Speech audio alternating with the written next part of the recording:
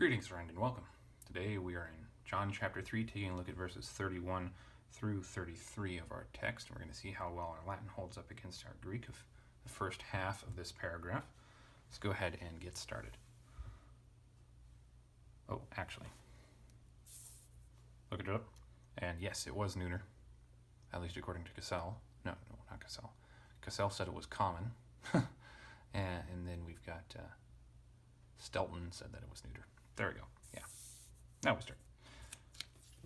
The one coming from above. So we've got a present deponent participle right there with the adverb meaning just. No, not just. From above, from the beginning. Exactly like we saw earlier in chapter 3. And we've got article right there. Whereas in the Latin we've got who comes or came from above. We've got an ad. I don't have ads on my videos. I don't make money off these. Okay, we've got an adverb meaning from above. So yeah, those two match. Now it's interesting that in the verse, actually, let's hold on, take a look at it. So where did it go? Jesus answered and said to him, Amen, amen, I say to thee, unless a man be born again. Respondit Iesus et dixit ei, Amen, amen, dico tibi nisi quis renatus fuerit de nuo. So in verse 3 here, way long ago, the adverb that we had was de nuo, whereas here we have de sursum. So we have two different adverbs, even though the Greek used anothen both times. So that's an interesting choice there of Jerome's, which makes me think that he intended the again translation of de nuo. Interesting. So anyway, there's that for you. And we're back. So, from above, that makes sense. Good. Present or perfect tense. Since erchomenos is present tense, then when it is also going to be present tense, not perfect. And we've got a relative clause here, which is perfectly fine when translating a participle. Over or above all is. Over or above all is. So present tense, plural and plural, so that's good. The one being, or who is, present active participle from the earth. Qui est. So just got a relative clause here to represent the own, which is what we also did in English, so that's good. From earth or land. Geis and terra, they're identical. De and ek, not quite identical, but they both have the meaning, at least from, separation, or origin is another way of putting it. Latin could also have just done terrae, est terrae, of earth, genitive of origin right there, but since the Greek has a ek of origin, a ek plus the genitive of origin, then it's right for Jerome to also make the phrases in Latin with a preposition, because Latin has that same function. So that's just me saying that I agree with his choice. Now, from earth is present tense. From earth is present tense. Yep. Et kai. Good. From the earth he speaks. We've got a present tense.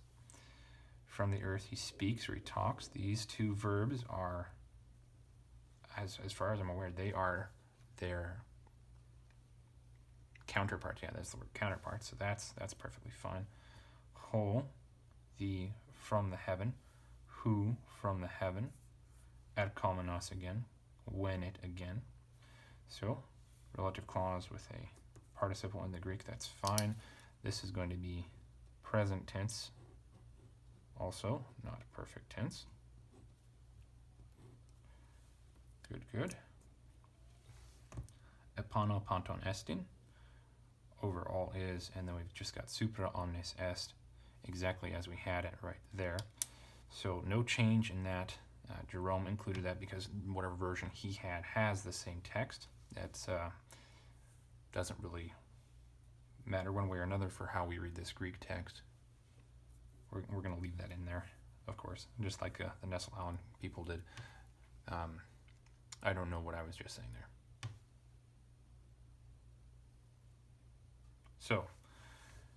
So Latin has this same phrase repeating again. That just means that Jerome had the same text available to him as, well, that has this. So Jerome doesn't really add authority to this necessarily, and I think that's really all I need to say about it. Moving on. There we go. Still visible? Yes. Relative pronoun. What? He has seen, perfect, and heard, aorist tense. And what? Relative pronoun. Perfect tense, he saw, and perfect tense, he heard. So the only difference here is that our Greek has the present perfect idea with just a past completed idea, whereas the Latin can only have the perfects. So that's not Latin's fault for not having aorist. It's shame on Latin, but what can you do? So these match sufficiently at the very least, but then that would mean that we wanted to read this as he has seen. And I do it just as heard. Moving on. This he witnesses. Good. Present tense.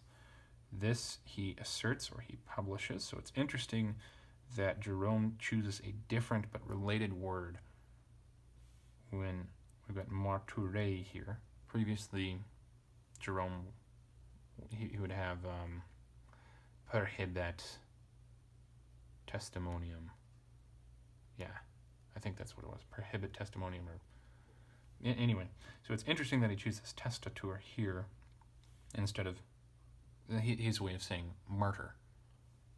But that's not an issue. We still got a present tense, so they match. It has the same basic idea, assert or witness, so that's good. And his witness, no one accepts, present tense. And his witness, no one accepts, present tense. So that's good.